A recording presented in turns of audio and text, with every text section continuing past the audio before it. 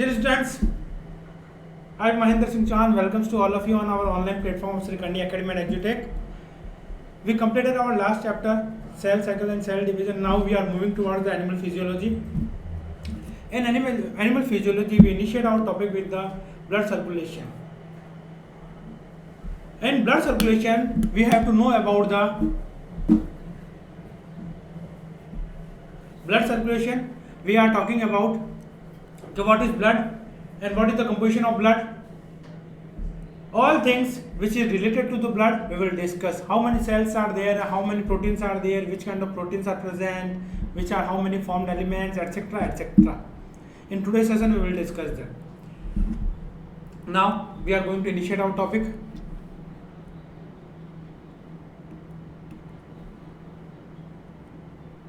Blood. What is the blood? Blood is a special connective tissue consisting of the fluid matrix, plasma and formed elements. Listen this thing, plasma and formed elements means blood have two components. One is the major component plasma and another one is the formed elements. First of all thing, what is blood? Blood is a tissue. What is? Blood is a tissue. And which kind of tissue? Connective tissue. Blood क्या है? एक प्रकार का tissue है. और कौन सा tissue है? कनेक्टिव टिश्यू है. कनेक्टिव मतलब कि जो दो टिश्यू को आपस में जोड़ने का जो काम करे उस टिश्यू को कहा जाता है कनेक्टिव टिश्यू. कनेक्शंस का काम करे बीच में, कनेक्टर जो होता है. और कनेक्टिव टिश्यू में बात करेंगे, वहाँ पे कनेक्टिव टिश्यू का एक यूनिवर्सल फीचर होता है कि कनेक्टिव टिश्यूज में कोलाजन और फाइबर जो होते हैं वो प्रेजेंट होते हैं. इन connective tissue collagen and fibers are present in connective tissue. अब यहाँ पे कनेक्टिव टिश्यू में ये चीजें प्रेजेंट है. लेकिन अगर हम बात करें ब्लड में, तो ब्लड में ये दोनों ही कंपोनेंट क्या होते हैं? एब्सेंट. तो ब्लड को हम इस तरह से डिफाइन कर सकते हैं, blood is a special connective tissue which lacks collagen and fibers. ठीक है, तो एक स्पेशल कनेक्टिव टिश्यू है जिसमें कोलाजन और फाइबर्स नहीं पाए जाते हैं. These things are absent in blood. बाकी सारे कनेक्टिव टिश्यू जो भी पढ़ेंगे ना उस सब में कोलाजन और फाइबर्स प्रेजेंट होते हैं. तो एज एक्सेप्शन आपसे क्वेश्चन पूछा जा सकता है कि कौन सा कनेक्टिव टिश्यू है, which connective tissue lacks collagen and fibres. तो कौन से कनेक्टिव टिश्यू में जो कोलाजन और फाइबर्स एब्सेंट होते हैं. फिर बात करेंगे यहाँ पे, यहाँ जो प्लाज्मा है और फॉर्म्ड एलिमेंट है. प्लाज्मा का जो कंपोजिशन होता है वो 55% होता है, जबकि फॉर्म्ड एलिमेंट में बात करेंगे इसका कंपोजिशन होता है 45%. यहाँ पे और क्या क्या चीजें होती है, यहाँ पे प्रेजेंट होता है प्लाज्मा में एक तो वाटर. क्या होता है? इसका कंपोजिशन होता है 92%. उसके अलावा बात करेंगे और क्या चीज हो सकती है यहाँ पे, वो होता है प्रोटीन्स, आयंस. आयंस कौन से? पोटेशियम आयन, ठीक है, सोडियम आयन, एटसेट्रा एटसेट्रा. तो ये आयन जो होते हैं ये प्रेजेंट होते हैं, ठीक है. इसके अलावा विटामिन के,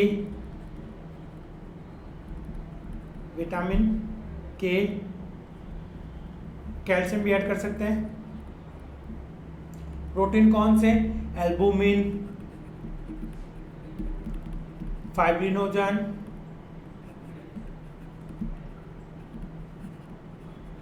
एंड ग्लोब्यूलिन. जो एल्बुमिन होता है ये ऑस्मोटिक रेगुलेशन में हेल्प करता है. किसमें हेल्प करता है? ऑस्मोटिक रेगुलेशन में.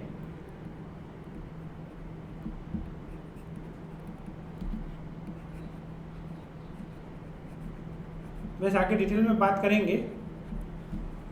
फाइब्रिनोजन क्या करता है? ये हेल्प करता है ब्लड क्लॉटिंग में. ब्लड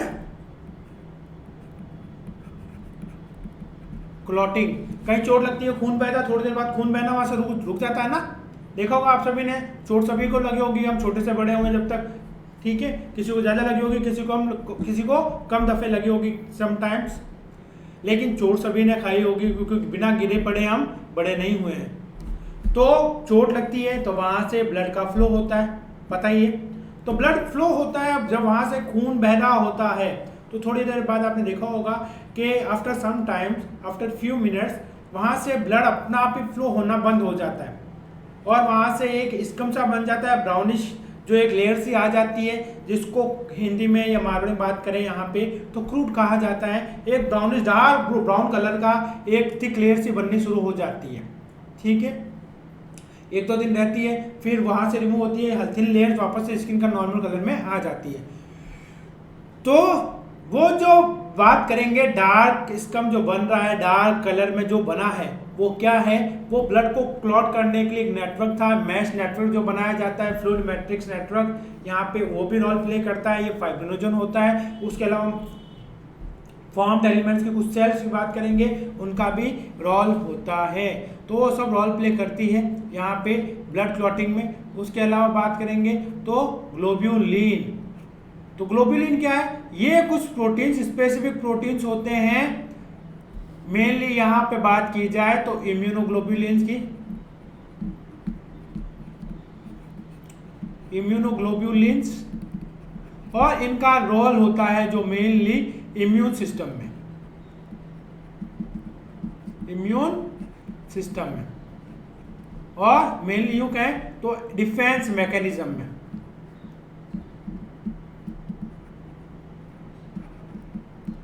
डिफेंस मैकेनिज्म में हमारे बॉडी की जो आर्मी तैयार करती है एंटीबॉडीज बनाने का काम, या फिर इन अ सिंगल वर्ड एंटीबॉडीज बनती है सारी ग्लोब्यूलिन प्रोटीन से। अब फॉर्म्ड एलिमेंट्स में क्या होती है, फॉर्म्ड एलिमेंट्स में बात करेंगे ब्लड कॉर्पसल्स, ब्लड कॉर्पसल्स, या फिर इन्हीं को कहा जाता है ब्लड सेल्स। अब ब्लड सेल्स कौन कौन सी हैं आपको पता होगा। सबसे पहले बात करें तो आरबीसी, देन बात करें तो डब्ल्यूबीसी, फिर बात करें तो तीसरे नंबर पे प्लेटलेट्स,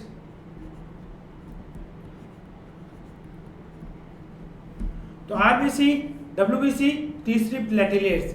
तो आरबीसी बात करेंगे रेड ब्लड सेल्स या रेड ब्लड कॉर्पसल्स, इनके जो नंबर होते हैं 5.0 to 5.5 मिलियन क्यूबिक, ये आरबीसी का नंबर। डब्ल्यूबीसी के नंबर की बात करें तो इनका नंबर होता है 6 to 10,000 क्यूबिक मीटर। मिलियन में कितने जीरो होते हैं, 10 to the power 6। प्लेटलेट्स के नंबर की बात करें तो यहाँ रिलैक्स है ना, ठीक है, 1.5 to 3.0 लाख क्यूबिक मीटर, ये इन तीनों के नंबर्स हैं।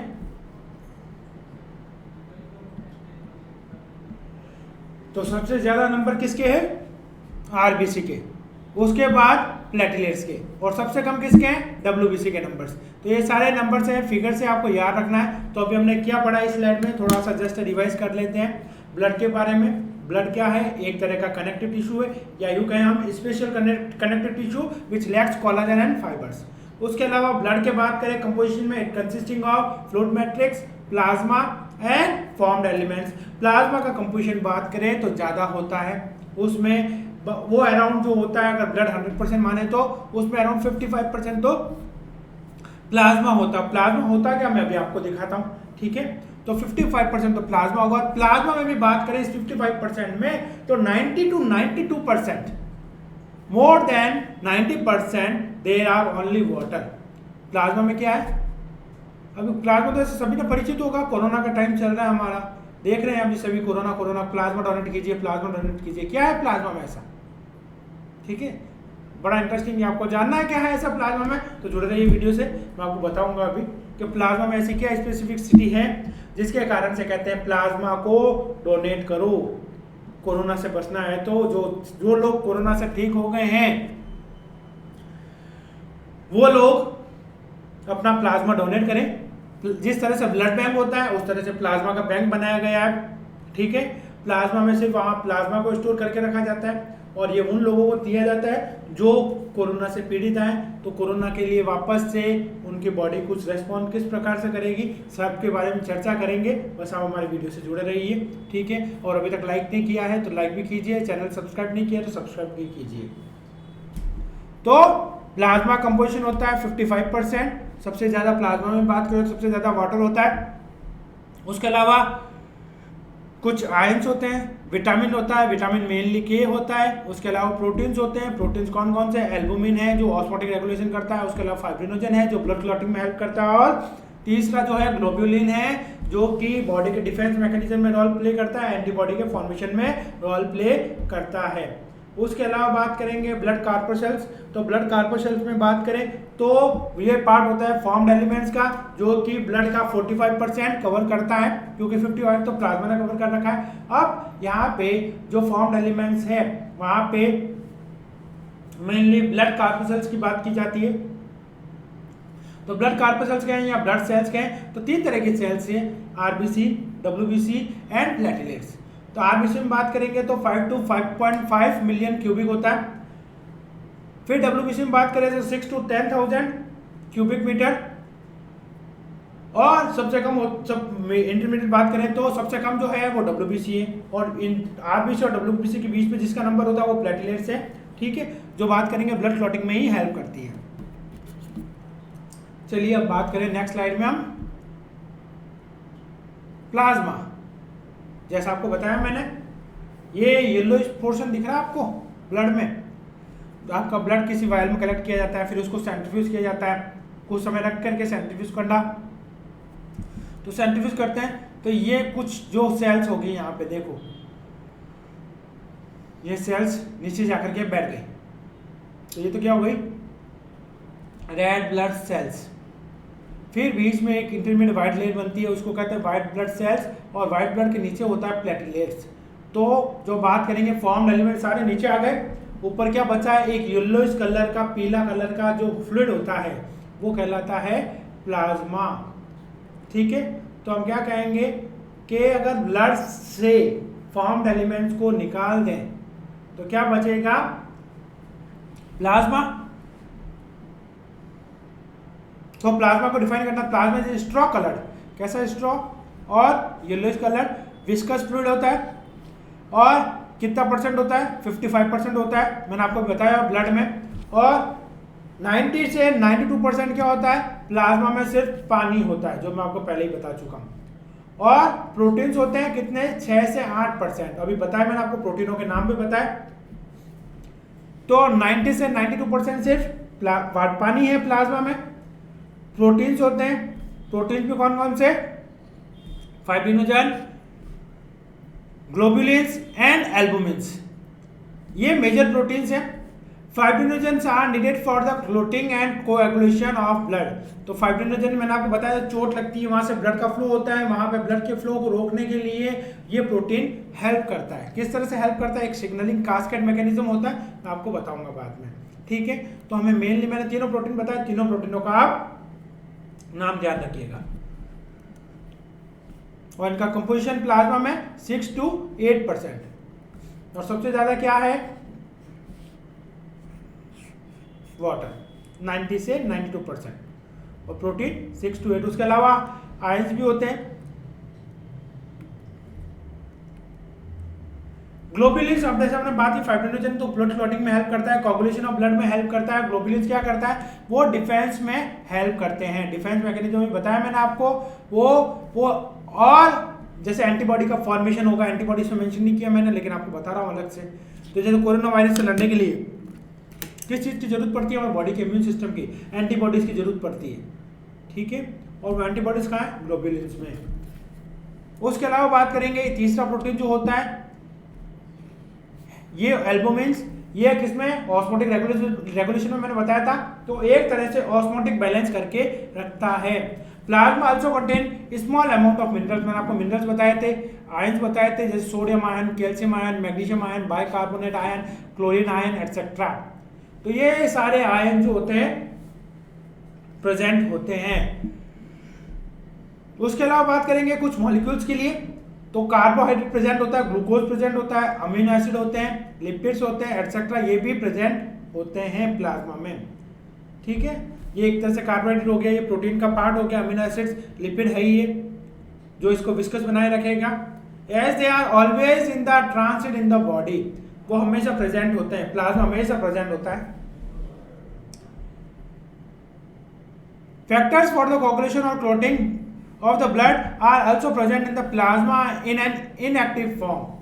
अब जो बात करेंगे ब्लड क्लॉटिंग के जो फैक्टर्स है, जैसे फाइब्रिनोजन हो गया, कैल्शियम आयन हो गया, कोई भी आयन हो गया, ये सारी चीजें ऐसे नहीं एक बार जब चोट लगती है तभी बाहर से आती है, नहीं,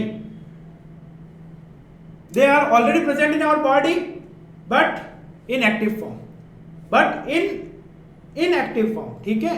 वो एक तरह से कैसे इनएक्टिव फॉर्म में प्रेजेंट है, दे आर नॉट एक्टिवेटेड, या you can non active form, clear. तो बॉडी में पहले से प्रेजेंट है ये सारी चीजें, लेकिन इनको एक्टिवेशन नहीं हुआ है, एक्टिवेट नहीं हुई है। तो इनका एक्टिवेशन कब होता है? जब कभी इनकी रिक्वायरमेंट हो, जब जैसे कोई इंजरी होगी तभी तो ब्लड का क्लॉट बनेगा, तभी तो स्कम बनेगा। ऐसा थोड़ी चलते फिरते व्हाइट स्कम बन जाएगा, ब्राउनिश स्कम बन जाएगा, ऐसा नहीं बनेगा। जब उसकी जरूरत होगी, चोट लगी तब उसकी जरूरत पड़ी क्लॉटिंग फैक्टर की, ठीक है। Plasma without the clotting factor is known as serum. क्या है? सीरम। तो सीरम हम अगर कहना है कि सीरम क्या है तो कह सकते हैं plasma minus clotting factor.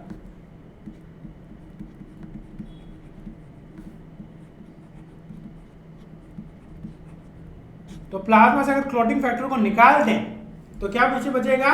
Serum. ये बड़ा इंटरेस्टिंग है, बड़ी कॉमन सी चीज है, लेकिन लोगों को नहीं पता होती है। लोग तो सीरम और प्लाज्मा में डिफरेंशिएट नहीं कर पाते हैं, प्लाज्मा ब्लड में डिफरेंशिएट नहीं कर पाते हैं। तो अभी मेरे ख्याल से इन 2 स्लाइडों में आपके ये सारे कंसेप्ट तो क्लियर हुआ होगा कि ब्लड क्या है, प्लाज्मा क्या है, सीरम क्या है, ठीक है। प्रोटीन कहाँ पाए जाते हैं, कहाँ नहीं होते, पानी ज्यादा कहाँ होता है, where the maximum concentration of water is found, ये सारी चीजें आपकी इन स्लाइडों में क्लियर हुई है, ठीक है। तो हमें बेसिक डिफरेंस और भी पता पड़ गया कि सीरम और प्लाज्मा को हम डिफरेंशिएट भी कर सकते हैं, ठीक है। तो क्या होगा? सीरम से अगर प्लाज्मा से क्लॉटिंग फैक्टर को निकाल दें तो पीछे बचा हुआ पार्ट जो होगा वो सीरम कहलाएगा। अब बात करें फॉर्म्ड एलिमेंट्स, ये कितना होता है मैंने आपको बताया था, 45% फॉर्म्ड एलिमेंट्स हैं। अब इरिथ्रोसाइट्स, ये किसका नाम है? आरबीसी का। तो आरबीसी का पूरा नाम क्या है? रेड ब्लड सेल्स या रेड ब्लड कार्पसल्स। ल्यूकोसाइट, ये नाम होता है डब्ल्यूबीसी का। और तीसरे प्लेटलेट्स तो मैंने आपको बताए थे। और इन तीनों को कलेक्टिवली फॉर्म्ड एलिमेंट्स कहा जाता है, जो मैं आपको बता चुका हूं। फॉर्म्ड एलिमेंट्स क्या है? फॉर्म्ड एलिमेंट्स में be classified into 3 types, RBC, WBC and third one is platelets. तो इन तीनों को कलेक्टिवली जब कहा जाए तो क्या कहेंगे? Formed elements. और ये इसमें ब्लड में ये अपनी शेयरिंग कितनी है इसकी? 45%, ठीक है। इसको डब्ल्यूबीसी को ल्यूकोसाइट क्यों कहा जाता है? आरबीसी को एरिथ्रो इसलिए कहा जाता है, ठीक है, क्योंकि ये रेड कलर में होती है। कैसा कलर है? Red colour. और रेड क्यों होता है? क्योंकि इसके पास एक पिगमेंट होता है हीमोग्लोबिन। और हीमोग्लोबिन के बाद में बात करें तो हीमोग्लोबिन के सेंटर में कौन सा आयन होता है? Fe। कौन सा है? Fe आयन होता है। आयरन जिसको कहते हैं और आयरन का कलर की बात की जाए तो लोहे का कलर जो होता है रेडिश कलर होता है। यहाँ पे इस वजह से मेनली इस पिगमेंट की वजह से आरबीसी का कलर कैसा होता है, रेड। ल्यूकोसाइट की बात करें तो ल्यूकोसाइट जो होती है डब्ल्यूबीसी वाइट ब्लड सेल्स, या फिर इसको यूं कहें कलरलेस, कोई कलर ही नहीं है इसका इसलिए वाइट दिख रही है। क्लियर। और प्लेटलेट्स तो अलग है, इसका क्लोटिंग में एक्टिव रोल करेगी। प्लेटलेट्स जिस तरह से हम बात करें फाइब्रिनोजन भी करेगा, प्लेटलेट्स भी करती है। कॉमनली होता है उसमें कैल्शियम आयन भी होता है, बड़ा मैकेनिज्म होता है इसका। ये बड़ा सा चार्ट है किसका, फॉर्म्ड एलिमेंट्स का। ठीक है, तो फॉर्म्ड एलिमेंट्स में बात करें तो ये कहा है pluripotent stem cell. Stem cell जो आया है वर्ड तो मैं आपको बता दूं, स्टेम सेल जो होती है दो तरह की होती है। स्टेम सेल्स आप सबने पढ़ा होगा, स्टेम सेल तो बड़ी काम की चीज होती है। तो स्टेम सेल्स के दो कैटेगरी हैं, दो तरह से ग्रुपिंग की जा सकती है।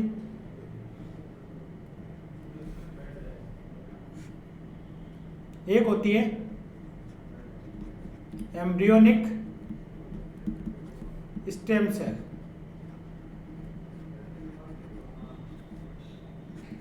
दूसरी होती है एडल्ट स्टेम सेल।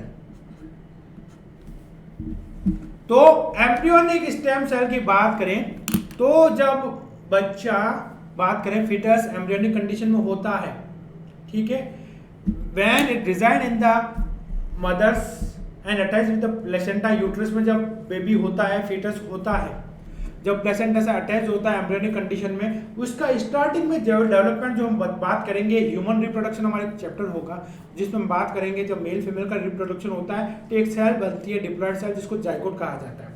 ये जाइगोट में रेगुलर डिवीजन होता है जिसको क्लीवेज कहा जाता है। इस क्लीवेज के दौरान जब डेवलपमेंट हो रहा है, जैसे बात करेंगे 1 सेल से 2 सेल बनेंगे, 2 से 4, 4 से 8, 8 से 16, इस तरह से हम बात करेंगे।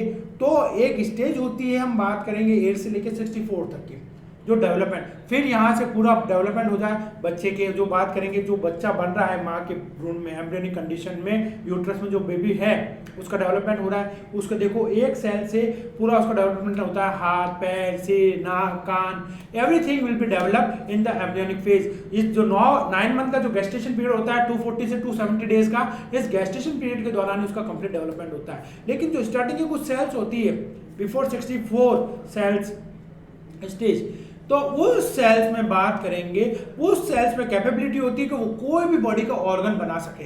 अगर उस सेल्स को हम निकाल लें कुछ सेल्स और उस सेल को हम ऑर्डर दें, यहाँ पे हमें एक हार्ट बनाना है तो उन सेल से हार्ट बना सकते हैं। उन सेल से उसी सेल से हम कहीं किडनी बनाने तो किडनी बना सकते हैं, लीवर बनाना चाहे लीवर बना सकते हैं, ब्रेन बनाना चाहे तो ब्रेन बना सकते हैं।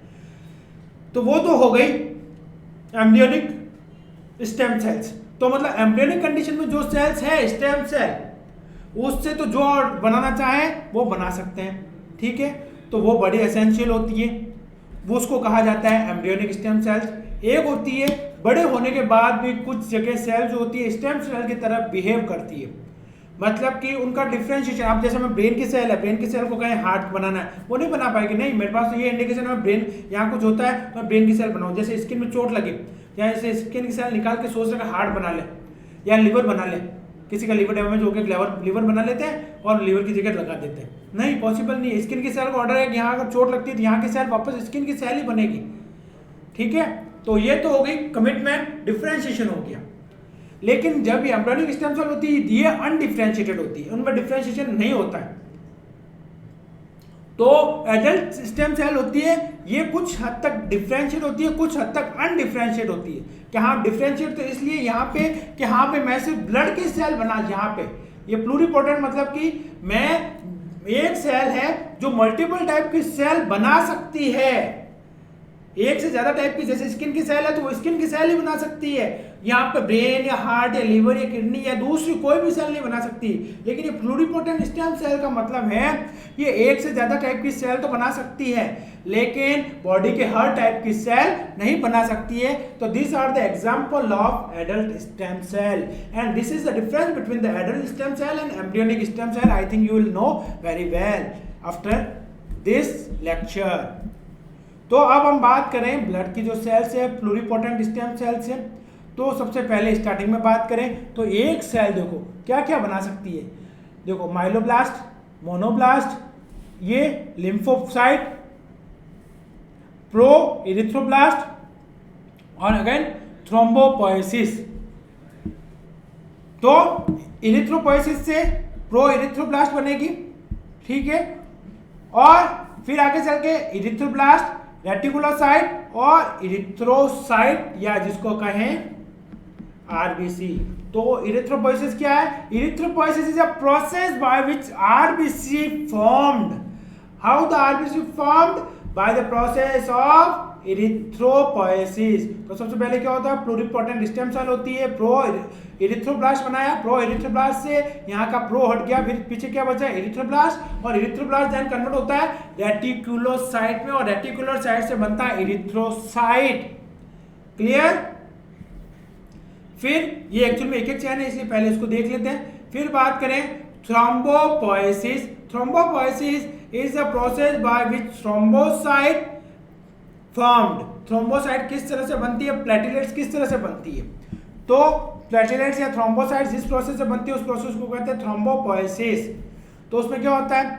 यहाँ देखो मेगा कैरियोब्लास्ट, मेगा कैरियोब्लास्ट से मेगा कैरियोसाइट, और मेगा कैरियोसाइट बात करेंगे फिर बाद में टूट जाता है, इसकी साइज ज्यादा बड़ी होती है, अपने साइज को हैंडल नहीं कर पाता है, इस कारण से छोटे छोटे पार्टिकल्स में टूट जाता है और उन पार्टिकल्स को कहा जाता है थ्रोम्बोसाइट्स। तो मेगा कैरियोब्लास्ट, फिर मेगा कैरियोसाइट और थ्रोम्बोसाइट। फिर बात करेंगे ल्यूकोपोएसिस। ल्यूकोपोएसिस में बात करेंगे तो फॉर्मेशन ऑफ डब्ल्यूबीसी की, ल्यूको मतलब कि मैंने आपको बताया था डब्ल्यूबीसी के लिए बात कर रहे हैं बिकॉज दे आर कलरलेस। फिर उसमें बात करेंगे तो मायोब्लास्ट और मोनोब्लास्ट, ठीक है। और तीसरी एक और है लिम्फोसाइट। तो मोनोब्लास्ट जो है वो आगे मोनोसाइट बनाएगा और ये आगे चल के मैक्रोफेज बनाता है। मोनोसाइट छोटा होता है फिर बड़ा होकर के मैक्रोफेज बनाता है। और मायोब्लास्ट की बात करेंगे तो ये माइलोसाइट बनाएगा। मायोब्लास्ट से माइलोसाइट बनेगी, फिर उससे बनेंगे ग्रेन्युलोसाइट। और ग्रेन्युलोसाइट में बात करेंगे तीन तरह के सेल हो गए, एक इओसिनोफिल्स, बेसोफिल्स और न्यूट्रोफिल्स। तो तीन तरह की ये सेल्स देखने को मिलेगी माइलोब्लास्ट में। तो पहले माइलोब्लास्ट प्रोसेस से बात करेंगे तो प्रोमाइलोब्लास्ट, फिर ग्रेन्युलोसाइट। तो ये तो ग्रेन्युलोसाइट होती है और ये दोनों ही कैसी होती है? ए ग्रेन्युलोसाइट। मोनोब्लास्ट भी ग्रेन्युलोसाइट है, लिम्फोसाइट भी ए ग्रेन्युलोसाइट है। तो मोनोसाइट से क्या बनेगा? मैक्रोफेज बनेगा, और लिम्फोसाइट से बी लिम्फोसाइट और टी लिम्फोसाइट, ठीक है। बी लिम्फोसाइट की बात करेंगे तो ये बेसिकली इम्यूनोग्लोबुलिन बनाएगी, एंटीबॉडीज बनाएगी, और टी लिम्फोसाइट भी बात करेंगे टी सेल मैकेनिज्म में रोल प्ले करती है। तो आज की इस क्लास को हम यही विराम देते हैं। Next topic we will continue this topic in our next session, next class. तो I hope you learn much more things in this video and you definitely you like this video। आपको ये video जरूर पसंद आया होगा और ये चीज़ें सारी समझ में आई होगी। If you have any doubt, any query regarding this video or any questions in your mind related to this video, you can ask me without any hesitation or frankly just mention in the comment box। I will definitely, once I see, I will reply your comments। तो इसी के साथ मैं महेंद्र सिंह चौहान आपसे आगे चाहूँगा। जय हिंद।